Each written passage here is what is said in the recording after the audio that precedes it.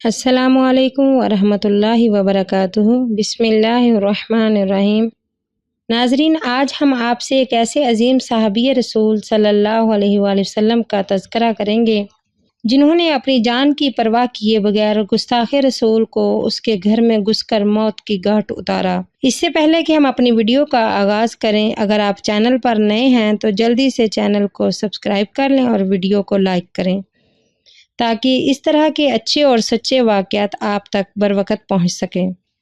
واقعہ کچھ یوں ہے کہ حضرت براء بن عازب رضی اللہ تعالیٰ عنہ بیان کرتے ہیں کہ ایک مرتبہ رسول اللہ صلی اللہ علیہ وآلہ وسلم نے چند انصار کو ابو رافع یہودی کو قتل کرنے کے لیے بھیجا اور ان انصاری صحابہ کا امیر سیدنا عبداللہ بن عتیق رضی اللہ تعالیٰ عنہ کو بنایا۔ اسی کے ساتھ بتاتے چلوں کہ ابو رافع یہودی ہمیشہ آپ صلی اللہ علیہ وآلہ وسلم کو تکلیف پہنچاتا اور انہی کوششوں میں لگا رہتا اور آپ صلی اللہ علیہ وسلم کے دشمنوں کی حمایت بھی کرتا تھا، اور وہ اپنے اس قلعے میں رہتا تھا جو کہ حجاز میں واقع تھا۔ جب یہ تمام صحابہ کرام اس قلعے کے قریب پہنچے، اس وقت سورج غروب ہونے کو تھا اور لوگ اپنے جانوروں کو چروا کر شام کے وقت واپس لا چکے تھے۔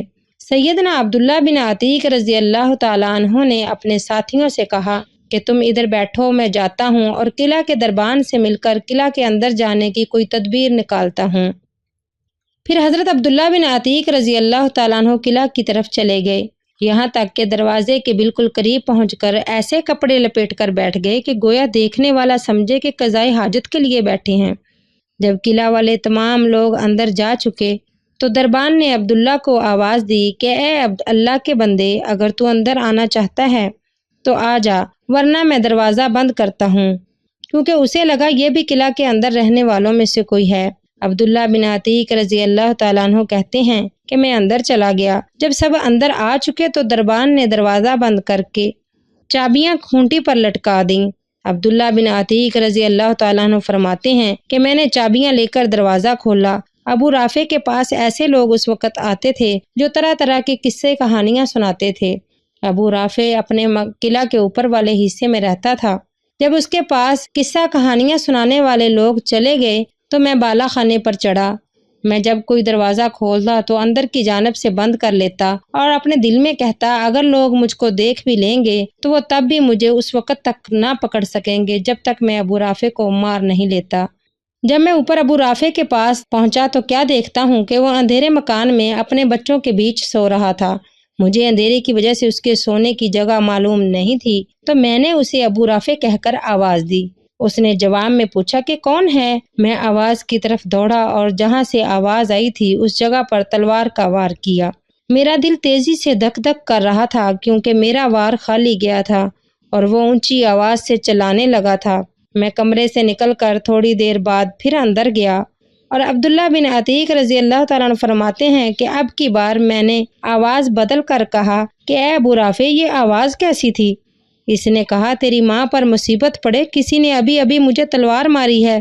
یہ سنتے ہی میں نے بڑا زوردار وار کیا۔ اب کی بار اسے زخم تو بہت گہرا لگا لیکن وہ ابھی بھی زندہ تھا۔ آخر کار میں نے تلوار کی نوک اس کے پیٹ پر رکھ کر زور سے دبایا تو تلوار اس کے پیٹ کے آر پار ہو گئی۔